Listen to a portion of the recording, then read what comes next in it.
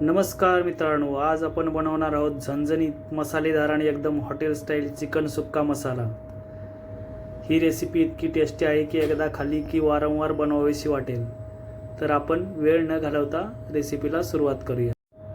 सगळ्यात अगोदर मी कढईमध्ये मोठे 3 चमचे तेल टाकून घेतोय। तेल गरम झालंय, त्याच्यामध्ये 1 चमचा जिरं आणि 2 मोठे कांदे चिरून घेतले होते ते टाकून घेतले आहेत।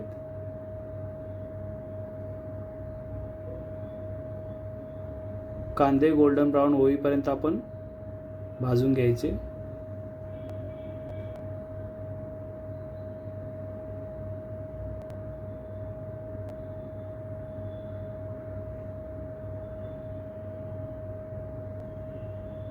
आता 1 चमचा अद्रक लसूण पेस्ट टाकून घेतलेली आहे,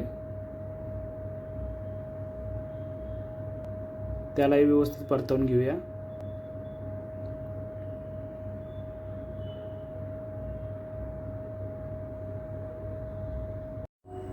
आता 1 चमचा मीठ, अर्धा चमचा हळद पावडर, 2 चमचे लाल तिखट मसाला, अर्धा चमचा चिकन मसाला, अर्धा चमचा जिरं पावडर, 1 चमचा धना पावडर।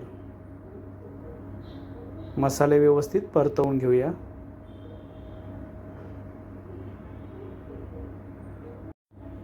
तुमच्या आवडीनुसार मसाल्याची क्वांटिटी कमी जास्त करू शकता। मसाल्याला तेल सुटेपर्यंत आपण थोडं परतवून घेऊ।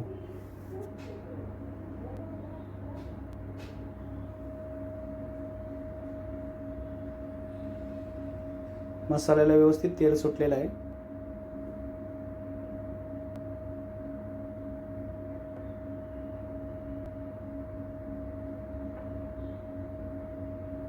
आता याच्यामध्ये आपण चिकन ॲड करून घेऊया।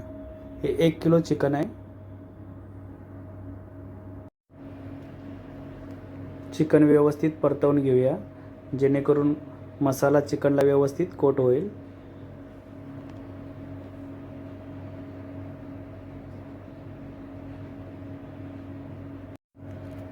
चिकन आपल्याला पाणी न वापरताच शिजवून घ्यायचं आहे।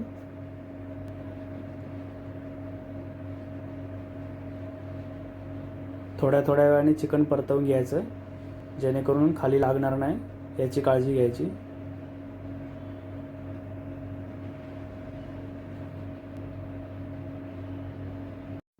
आता झाकण ठेवून लो फ्लेमला आपण चिकन 5 मिनिटं शिजवून घेऊया। मध्ये मध्ये चिकन परतवत राहायचं, जेणेकरून खाली लागू नये।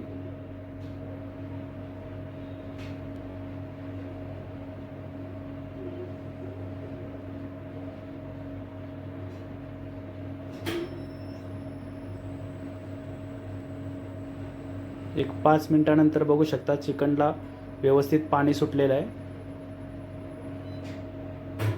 चिकनच्या पाण्यामध्येच आपल्याला चिकन व्यवस्थित शिजवून घ्यायचं आहे।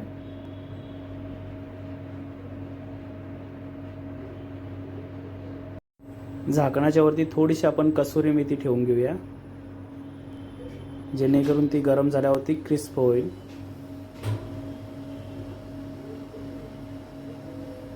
चिकनला चांगल्या प्रमाणात पाणी सुटलेलं आहे।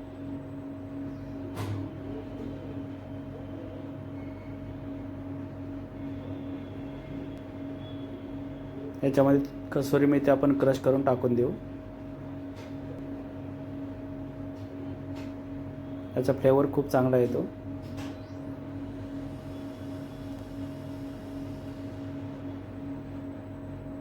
आता मी हे वाटण करून ठेवलं होतं, खोबरं, काजू, भाजलेला कांदा,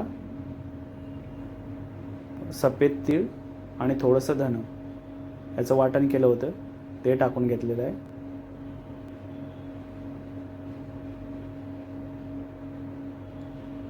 व्यवस्थित मिक्स करून घेऊया। आता झाकण ठेवून 5 मिनिटं शिजवून घेऊ।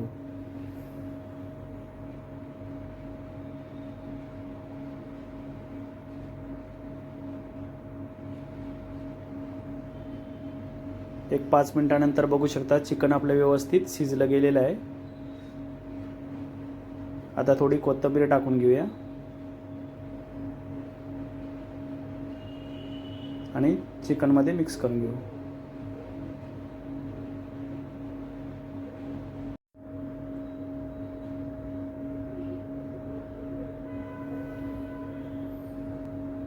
तयार आहे आपला झणझणीत चिकन सुक्का मसाला. कलरही बघू शकता किती सुंदर आलेला आहे. ही रेसिपी भात, भाकरी किंवा चपाती बरोबर मस्त लागते. रेसिपी आवडली असेल तर चॅनलला लाईक, शेअर आणि सबस्क्राईब करा. पुन्हा भेटू आपण अशाच एका नवीन रेसिपी बरोबर. तोपर्यंत धन्यवाद.